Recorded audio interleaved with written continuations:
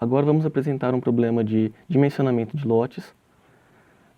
Está aqui o enunciado do problema. Um certo fabricante de camisetas deseja aproveitar as finais de um campeonato de futebol para vender camisas dos times envolvidos. Os jogos vão durar 4 semanas. O custo de produção de cada camiseta é de R$20 nas 2 primeiras semanas e subirá para 25 nas 2 últimas semanas, quando a concorrência demandar por material no mercado. A demanda semanal de camisetas será de 5.000, 10.000, 30.000 e 60.000 camisetas, respectivamente. A capacidade máxima de produção da empresa em cada semana é de 25.000 camisetas. Na primeira e na segunda semana, a empresa poderá, em um esforço excepcional, contratar mão de obra em horas extras e fabricar mais 10.000 camisetas em cada semana. Nesse caso, o custo dessas camisetas será de R$30 por unidade. O excesso de produção pode ser estocado a um custo de R$2 por unidade por semana. Formule um problema de otimização linear, defina as variáveis e explique as restrições. Então, nós vamos definir aqui 3 conjuntos de variáveis. A variável x de t, em que a produção da camiseta, que representa a produção da camiseta, com custo normal no período t. A variável y de t, que representa a produção de camiseta com horas extras no período t também. E I, que é o estoque de camiseta no período t. Aqui a gente pode ver o nosso modelo matemático, que a gente tenta minimizar o custo de produção e minimizar o estoque das camisetas. O que a gente pode ver aqui, na primeira semana, a gente pode produzir camisetas com custo normal e camisetas com custo em horas extras, atendendo a demanda de 5.000, mais o estoque no final do período 1. O estoque do final do período 1 é igual ao estoque no início do período 2. Então, a restrição de balanço de massa é o estoque que iniciou o período 2, mais o quanto foi produzido com camisetas a custo normal, mais o quanto foi produzido com camisetas com custo em hora extra, tem que atender a demanda dessa semana 10.000, mais o estoque que vai ficar para a próxima semana. E assim sucessivamente para as 4 semanas. Aqui no final a gente tem que definir os domínios das variáveis. X de t tem que estar limitado entre 0 e 25.000 e y de t limitado entre 0 e 10.000. Então a gente vai usar agora esse exemplo para mostrar como a gente implementaria ele usando o Cplex. O nosso primeiro passo é incluir o cabeçalho, ou header. A gente pode ver aqui o include ILO-Cplex. Em seguida a gente tem que iniciar a macro do Cplex. Então a gente inicia aqui o programa em C++ e a gente tem que declarar o ambiente. Esse ambiente ele é responsável pela alocação de memória e identificadores dos objetos. Todo objeto concert deve permanecer em um ambiente único, como a gente pode ver aqui nesse caso, o nosso ambiente env. As variáveis que a tecnologia concert disponibiliza para a gente são semelhantes às da linguagem C. A gente tem um conjunto de variáveis ilo_num_var, que é semelhante às variáveis do tipo double, ilo_int_var, que são as variáveis inteiras, e ilo_bool_var, que são as variáveis booleanas.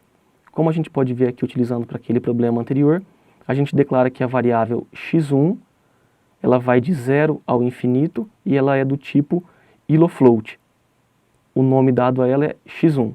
A gente declara a variável x2, também de 0 ao infinito, do tipo float, x2. E a gente declara todas as variáveis dessa forma, uma a uma. Após a declaração das variáveis, a gente precisa declarar o nosso modelo. Então a gente precisa usar aqui o nosso ilo_model. Então aqui a gente vê ilo_model, model, e a gente precisa passar qual ambiente esse modelo está associado.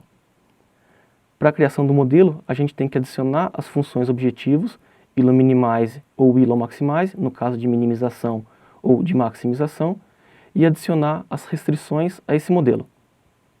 Aqui a gente pode ver a função objetivo, model add, ilo_minimize, então a gente vai minimizar a função objetivo, sempre passando o ambiente, e aqui é a nossa restrição da função objetivo.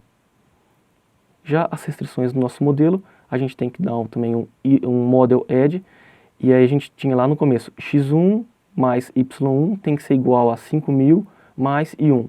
A próxima restrição, i1 mais x2 mais y2 tem que ser igual a 10.000 mais i2, e assim sucessivamente até terminar todas as nossas restrições. Por fim, a gente tem que criar o objeto ilo_cplex, exportar o nosso modelo com cplex.export e o nome do nosso modelo e pedir para resolver cplex.solve.